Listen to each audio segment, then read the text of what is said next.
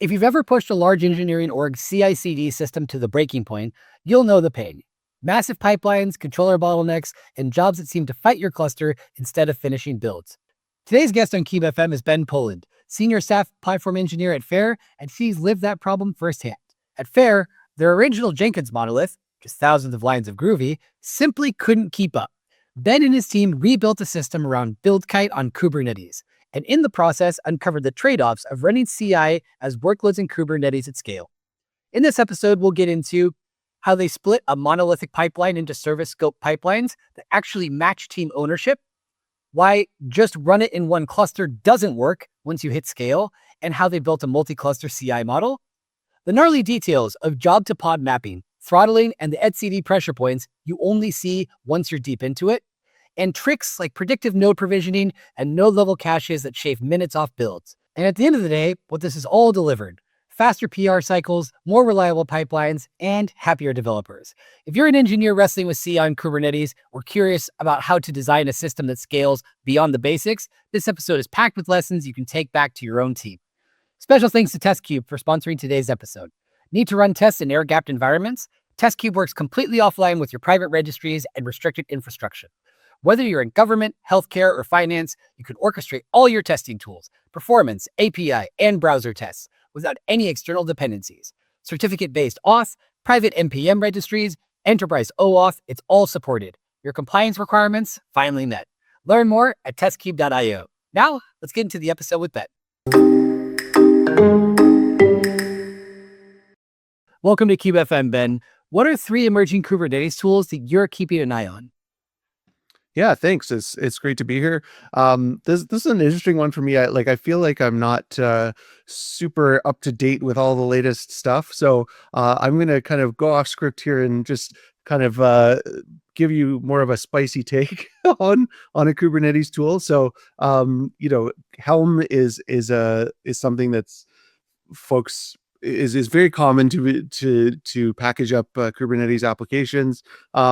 I'm actually not a huge fan of Helm, and I guess I'm excited to see, what comes next after Helm. The main thing that gets me with Helm is just, kind of the YOLO nature of it, where, sure, you can dump out the manifest that it's about to apply to your cluster, but you don't necessarily know what changes that's actually going to result in your cluster. And so I've personally had outages caused because we applied the Helm chart day 1, then day 2, somebody changed something in the cluster, something else changed something in the cluster. Day 3, you go to apply a Helm change, and what you thought it was going to do isn't what it actually ends up doing, and it ended up causing trouble. So yeah, that's something like compared to Terraform or OpenTofu that I really like about those tools is it kind of shows you that diff of, here's what's in the cluster right now. Here's what I'm about to do. Is that okay? Yes. And I know there is a Helm diff plugin, but that only shows you a diff between what Helm applied last time and what Helm is about to apply this time without really understanding what's out there in the cluster. So for a Kubernetes native tool, it would be nice if Helm had a little bit more knowledge about what was going on in the cluster and could show that to you, right? So, yeah. Good spicy start. We like that. We've had podcast guests also lament, some of Helm's shortcomings. The design was fundamentally flawed. So I think you'll find that you're not alone there. But it'll be interesting to see how folks in the community will react to that. Ben, for people who don't know you, can you just tell us really quickly about what you do and where you work?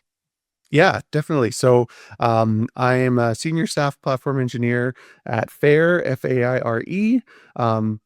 So we're a wholesale marketplace connecting brands and retailers. So if you think about your local gift shop or other independent retail store, where are they finding the products that they stock in their store? And the answer is Faire. So we're kind of a storefront where they can go on and search for products that they want to stock, and then buy whole caseloads of it to be shipped to their store and then sell to the end user. So I've been there for about 5.5 years, I guess almost 6 years. It'll be 6 in January. And gone from the entire platform team being a handful of people to now we have, dozens of platform engineers. And so my day job now is a tech lead on our developer productivity team. CI, CD, internal tools, that type of thing. And how did you get into cloud native? Yeah, so my career started. I went to the University of Waterloo here in Canada. Um, I worked at BlackBerry, so BlackBerry's headquarters is in Waterloo, and so after university, I went to BlackBerry, and I was there for 8.5 years. When I started out, there was like no cloud, like there was like vSphere for those that are familiar with that, but not really. Like we were more focused on building and shipping software that customers would install on their machines. So I was in the enterprise software group, the device management side of the business. So as time went on, customers started asking, hey, we don't want to be installing this and deploying it ourselves. We want to pay you a monthly fee to host it. It's a very common model now, like SaaS model, but back then, less common, especially for bigger businesses that were our market. But we started to look at how can we reuse the software that we're shipping to customers, but host it ourselves. And that's kind of where I got into cloud. Um, you know, uh, First we were looking at AWS, we ended up on Azure. But that was kind of my entry, and it's kind of a whole new world for me. It was like, wow, this is super cool. This is super interesting and pretty new at the time. Um, and so I ended up getting into kind of the DevOps side, figuring out how do we deploy this and manage this, update this solution. And yeah, so that was my start in cloud. But not even Kubernetes at that point. It was just yeah, cloud and virtual infrastructure, that type of thing. And what about Kubernetes? When did you first get involved with that? Yeah, so that ended up being my next job, which I wasn't even there for that long, but they were using Kubernetes. I got into that, and that was another real aha moment for me. Like, I just really loved the kind of building block extensible nature. I played with lots of Lego when I was a kid. It kind of felt like that, like assembling different pieces together and being able to reuse those pieces for different uses. And so really latched onto it. It just kind of clicked and made sense in my brain. And so Kubernetes is something that I've definitely made sure subsequent jobs that I had the opportunity to get into it, because yeah, just it's a lot of fun. And Kubernetes and the cloud native ecosystem, they move very, very quickly. What resources work best for you to stay up to date? Yeah, so I mean, I kind of mentioned this off the bat, but I'm not necessarily best at this. Like, if not that all sorts of salespeople should reach out to me with their new, brand new solutions, but like I I struggle with how to keep on top of the latest stuff. I find oftentimes I end up when I'm encountering a problem, when I've hit some sort of challenge, going out and looking for solutions at that point, and ideally finding something relatively polished. One of the great things about Kubernetes is the ability to kind of go out there, find something cool, and pull it in. And certainly at Faire, there have been plenty of open source as well as paid solutions that we found that help us. So yeah, Kubernetes is great that way. And if you could go back in time and share one career tip with your younger self, what would it be?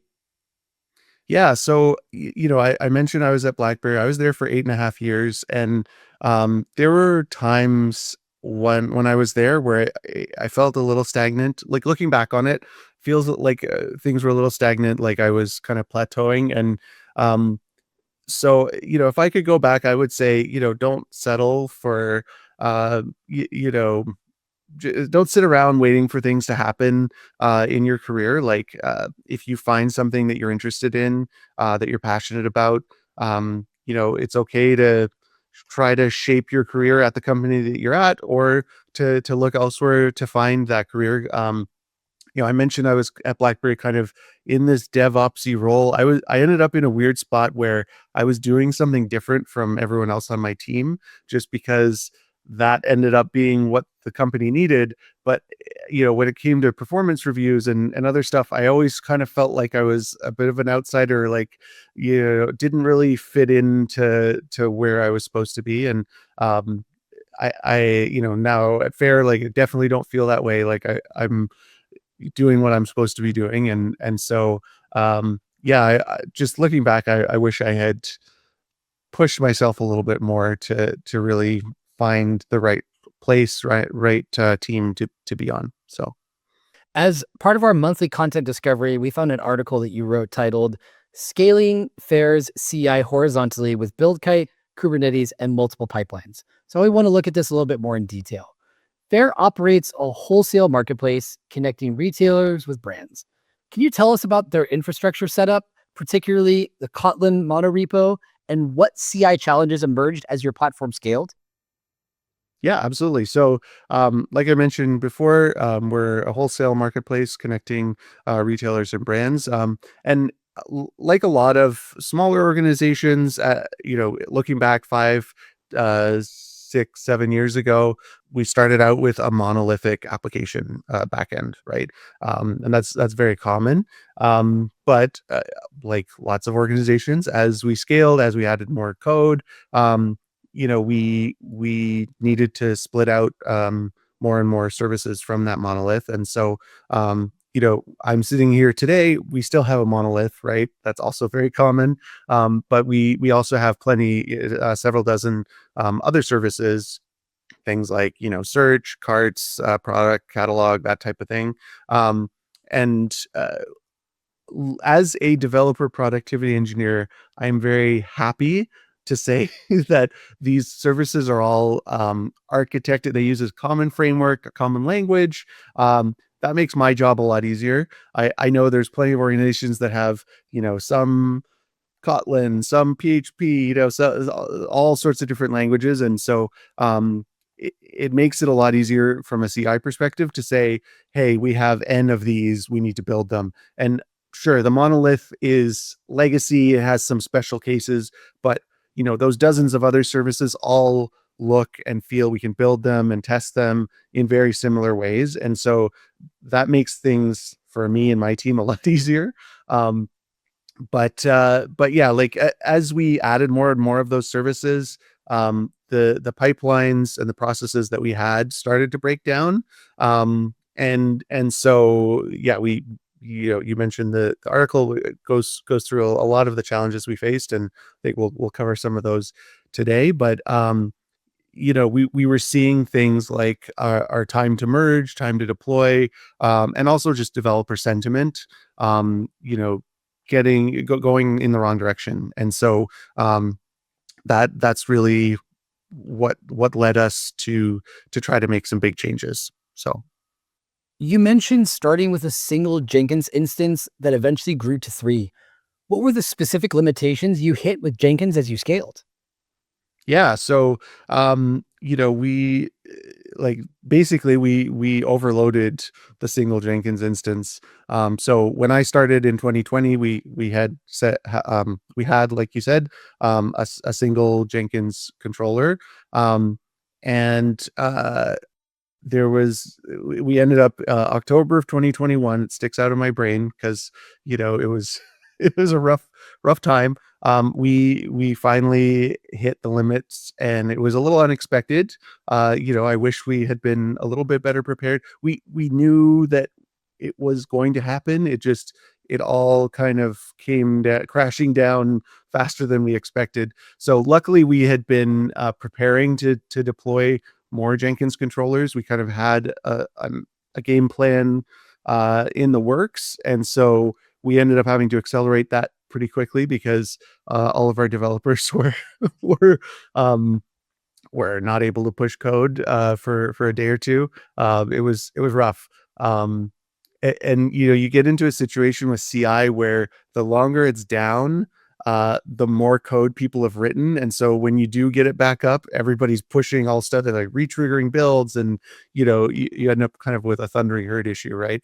Um, but yeah, so we had that rough period. We ended up deploying a second Jenkins controller. Then we ended up with a third, and up until like late last year, early this year, we had over 20 Jenkins controllers to handle all of our CI load. And so, I mean, the issues that we were hitting really, we found that the Jenkins Kubernetes plugin. So we've used Kubernetes for our CI again since I started. So we found that the Jenkins Kubernetes plugin just was really tipping over once we got to 1,500, 2,000 pods, somewhere in there. It just couldn't handle it, and we added more CPU, we added more memory. It would just bog down. And looking back on it, it does seem like it's kind of a progressive slowdown, but there seems to be some sort of tipping point around that number of pods where it just can't do it anymore. But yeah, so we ended up adding more and more Jenkins controllers, but we managing 20 things, especially Jenkins, is not highly available. So anytime we needed to do security updates, there's a lot of security updates with Jenkins. We have to take it down, and so that would mean after hours work for me and my team, which it's not fun, right? And beyond the infrastructure issues, you had what you called a monster monolithic pipeline. Sounds like that should be a t-shirt or a sticker. But what made this single pipeline approach so problematic for your developers? Yeah.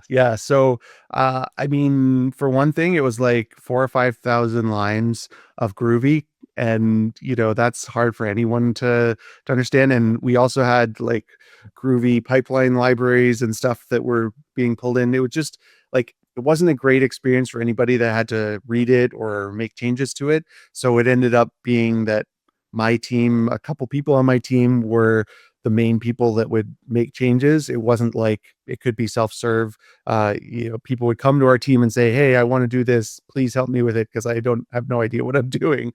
Versus, any platform team, you want to be pushing the ability, like empowering anyone to make the changes that they need rather than centralizing that.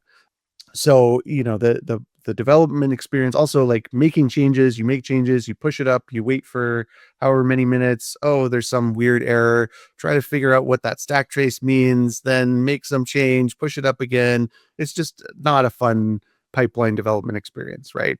And then, like, from just a usage perspective, this pipeline had all sorts of parallel steps and all sorts of stuff going on. It was hard for developers to really tell, what was happening. When something failed, like what exactly happened and how could they fix it. So you'd often get people just blindly retrying. I don't know what that means. Let me retry it and see if it happens again.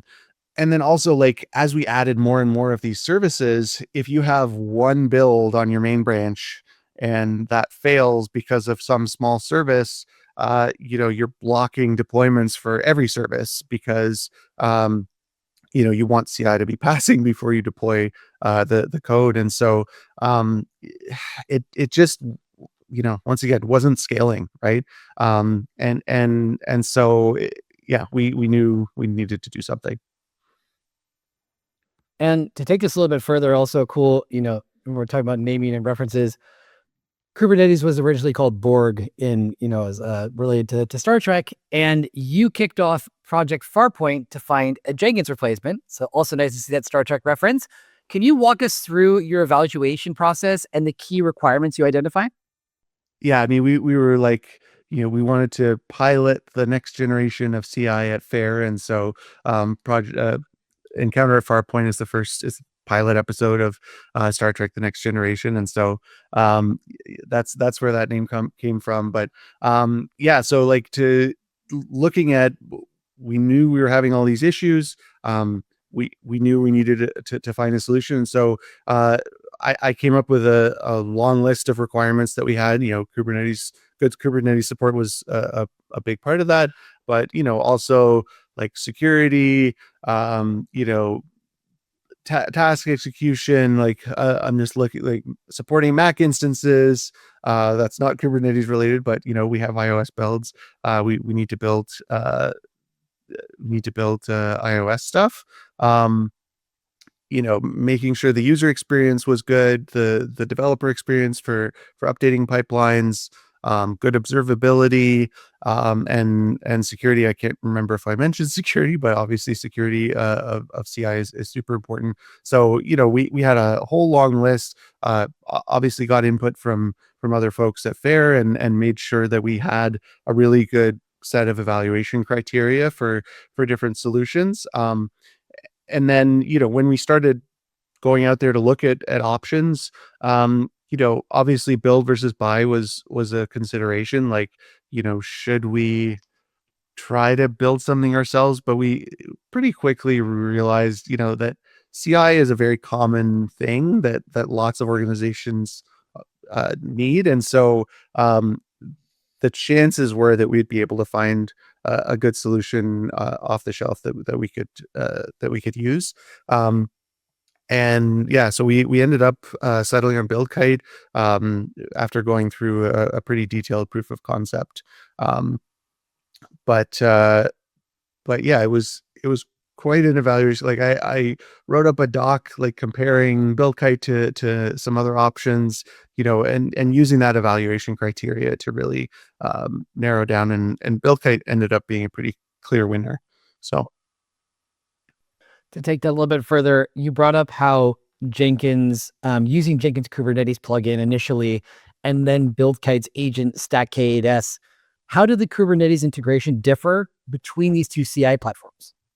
yeah. So I mean, honestly, even Buildkite is not necessarily Kubernetes native. Like they obviously support other ways of running CI. But the Buildkite agent stack Kates, like they were very open to feedback and like iterating on it based on the feedback from us.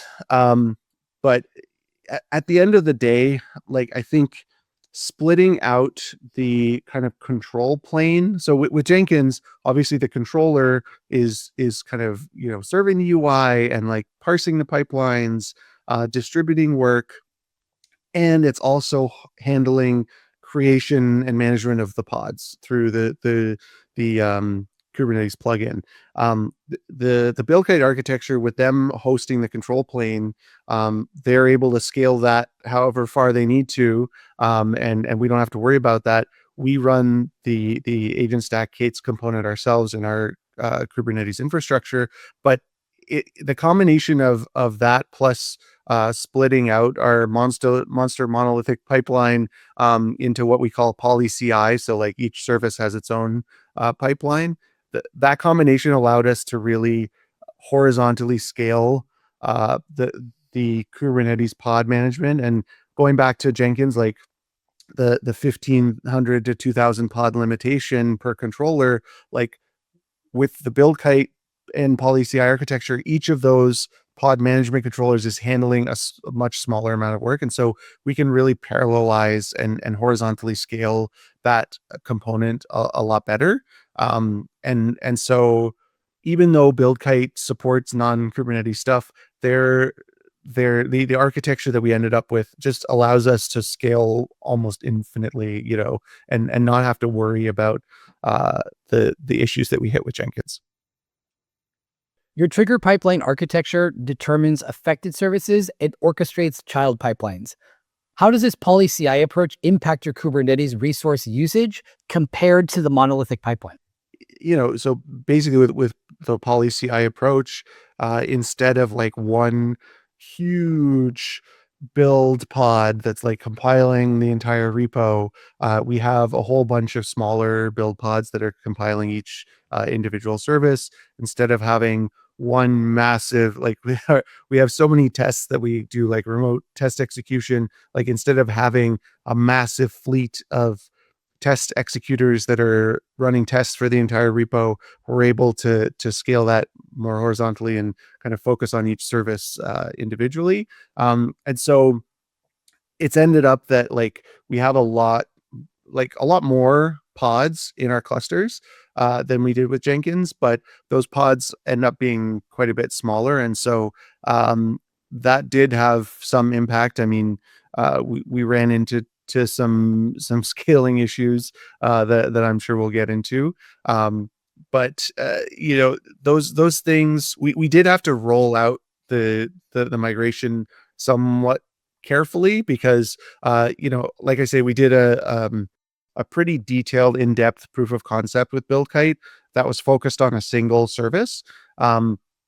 And some of those scaling challenges and other issues we didn't hit until we rolled it out more widely because just doing the one service didn't reveal some of that stuff.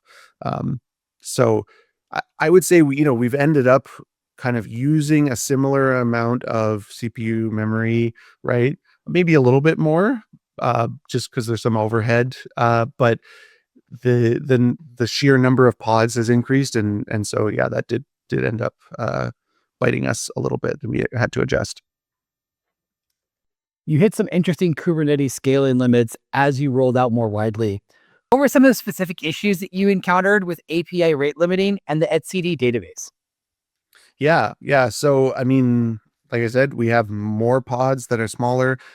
We ended up hitting the API issues, like to just get into the weeds a little bit of how the Buildkite agent stack-kates works. Like when a job or a CI step gets created in the Buildkite API on their control plane, the agent stack-kates controller that's running in our infrastructure sees that work needs to be done. It pulls it down and creates a Kubernetes job to run that particular step.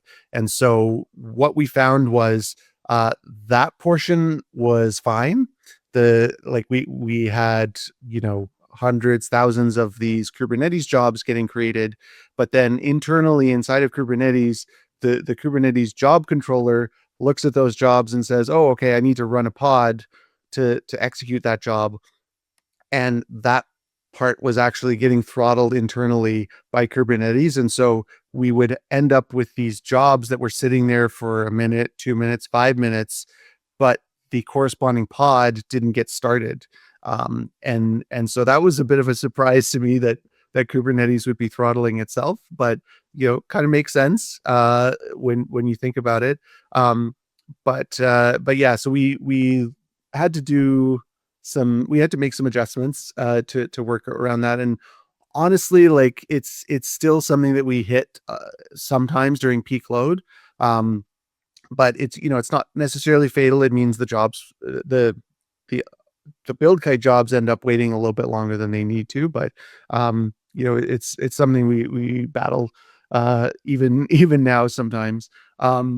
So then the etc space issue that you mentioned, so that just ended up being like the sheer number of concurrent pods. I think when you're using a managed Kubernetes offering, you're never 100% sure of you see this message that I forget the exact method. It was etcd space exceeded or something. I'm assuming it was because we had too many pods running it all at once, and but they never really told us for sure 100%. But to solve both of these, we've ended up splitting our load across several Kubernetes clusters, which in a perfect world I would love to run everything in one cluster, but at the end of the day, it's not the end of the world, and also nice for redundancy and resiliency to have a couple of clusters that we can switch between, right? Spreading the load across multiple Kubernetes clusters became necessary. How do you manage CI workloads across multiple clusters, and what operational complexity does this add? We do have all of our cluster code terraformed, and so that it's not like flip a switch 5 minutes later we have a completely new cluster, but it means that we can get a new cluster up and running within a couple of hours, maybe. It doesn't take us days or weeks to get another one going. But with the architecture that I mentioned about the agent stack Kate's controller running pulling down jobs and then running them, like we can pretty easily, and the poly-CI architecture, we can pretty easily move particular pipelines to a different cluster and just have that controller running in a different cluster. And one really nice thing, so, I mentioned we were up to like 20 Jenkins instances, because the control plane with Jenkins, the control plane and the Kubernetes pod management are one-to-one. Whenever we would need to split jobs or migrate jobs to a new Jenkins controller, it would end up with a ton of churn because the new Jenkins controller would need to rebuild all of the pull requests, all of the branches, in order for it to be happy. Otherwise, it would say, I don't know what this is, and once you told it needed to run it, it would scan the GitHub repo and kick off all these jobs. So we'd have a flood of jobs. We'd get like duplicate status checks on our GitHub PRs.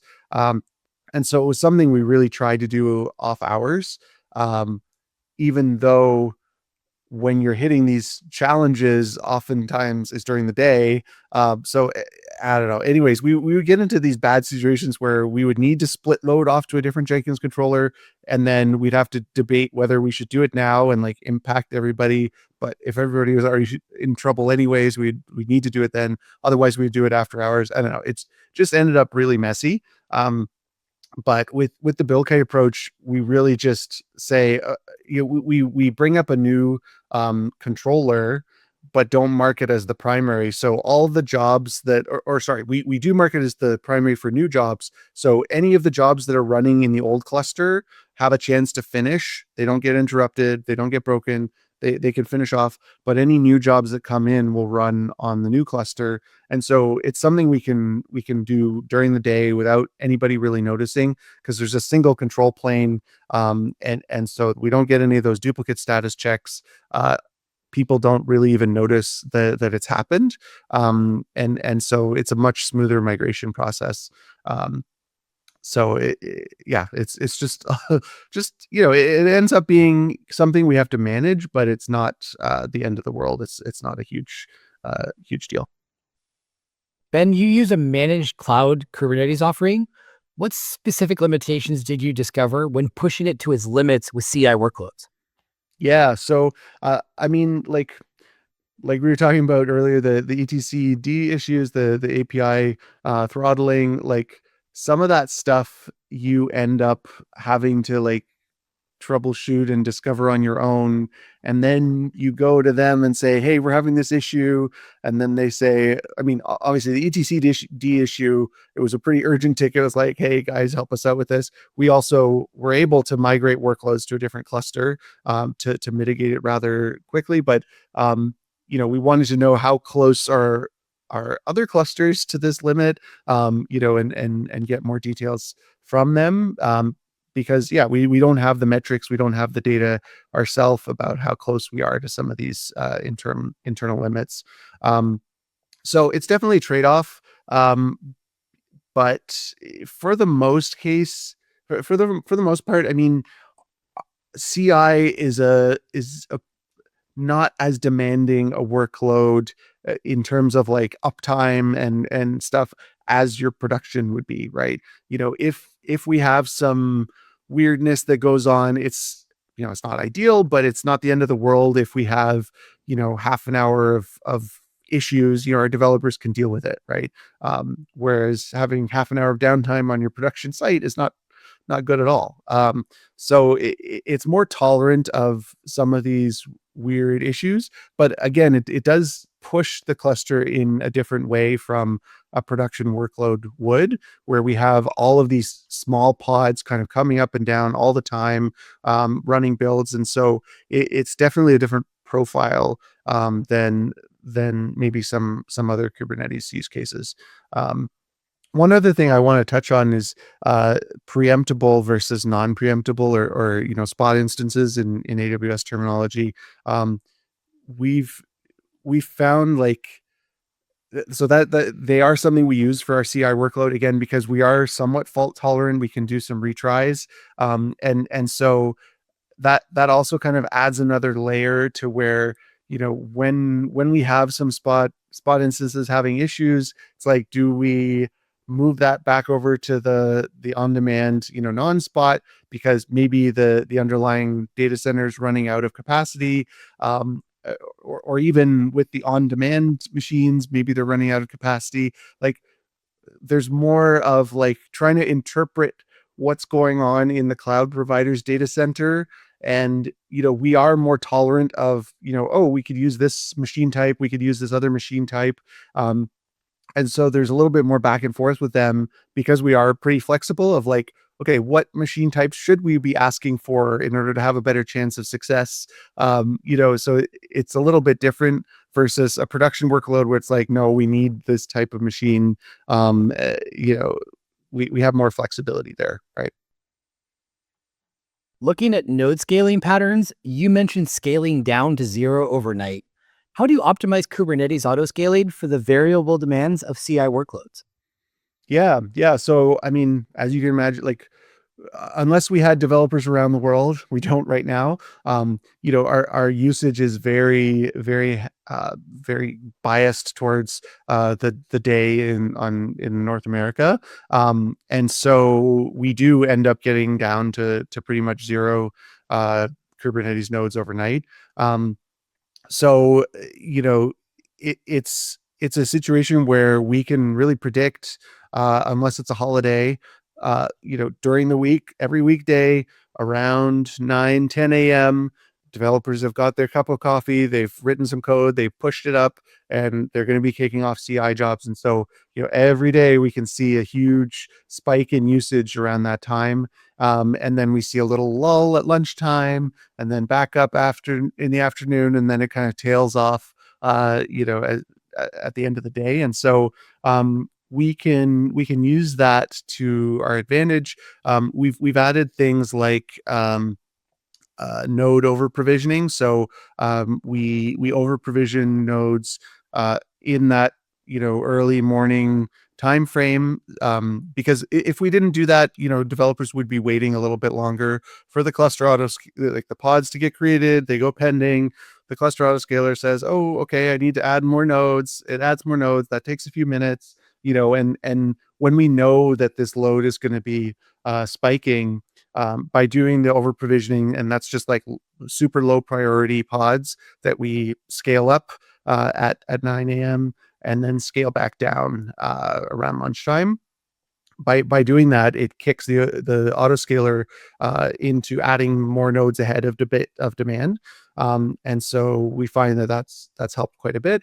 And then the other thing is really, I mentioned the spot instances, like and also like using different SKUs. So our cluster autoscaler has a whole bunch of different node pools to manage, and it can sometimes struggle a little bit to find one that actually has capacity, or that matches the exact, like whether it's preemptible or not, or a spotter or not. And so the other thing we do is just scale every node pool up to one node, minimum of one node at the start of the day, so that the cluster autoscaler can kind of see, okay, that's the kind of machine I get from that one. That's the kind of machine I get from that one. And so it can more intelligently scale up to match demand. And the Git mirror functionality with object storage preceding is a creative solution. How does this integrate with Kubernetes node autoscaling and lifecycle? We don't we don't only do that for Git. We also do it for Gradle cache and a couple other things where, um, we want pods to, like, we want to cache whatever we possibly can. So our Git repo, our mono repo is one thing. Our Gradle dependencies that don't change all that often is another thing. Stuff like that. We leverage the node local storage. And so basically we use that as a cache for any pods that end up running on that node. They mount the local storage and they can just leverage that. And so, for the Git mirror in particular, we do on node startup have a tarball that gets downloaded and extracted with a mostly up-to-date copy of our repo, so that the Buildkite has a native Git mirroring functionality, that you can avoid cloning the entire repo on every job, right? It can use this local copy. So we end up preceding that. That helps quite a bit. It does mean our nodes take slightly longer to start up, but once they start up, we pretty much know they're going to need the Git repo on them. So doing that once at startup makes a whole lot of sense. And then similarly with the Gradle dependencies, we need those on pretty much every build. And so having that available locally before we have jobs running makes a lot of sense as well. And the fact that we know our nodes are going to scale back down to 0 overnight means that if there are updates to our Gradle dependencies or updates, keeping that Git mirror up to date, that can happen.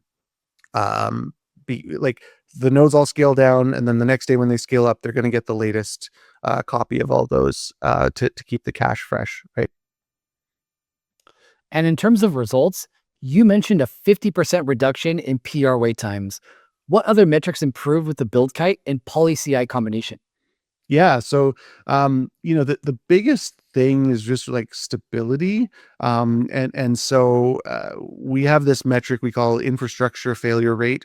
And so when a build fails, if it's not because a test failed, it's not because some linting failed, like it's not because of a known reason that is caused by the code that was pushed, then we classify that as an infrastructure failure. And so we would seeing with Jenkins between 5 and 15%, sometimes even higher on bad days. Jenkins 5 to 15% of Jenkins builds would fail because of an infrastructure issue.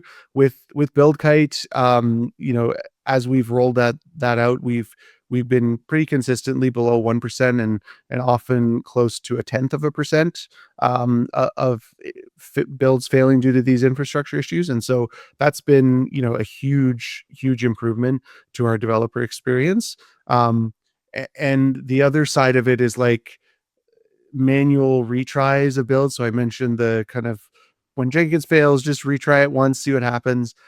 With Buildkite, people are a lot less likely to do that because they can clearly see what the issue is, and they're like, oh yeah, okay, that's my fault. I can fix it. And so we've seen the number of manually retried builds go from like 20, 50 or more with Jenkins every day, down to fewer than 5 per day with Buildkite. So and then in terms of developer experience, developer satisfaction, we do developer surveys every 3 months, and so on one of the recent surveys we had a CSAT of 91% for Buildkite, which is pretty incredible to see. And so it's been really cool to not have to, we've been a few months now without Jenkins. It's been really great to be able to focus on other things and not have Jenkins flakiness take up so much of our team's time.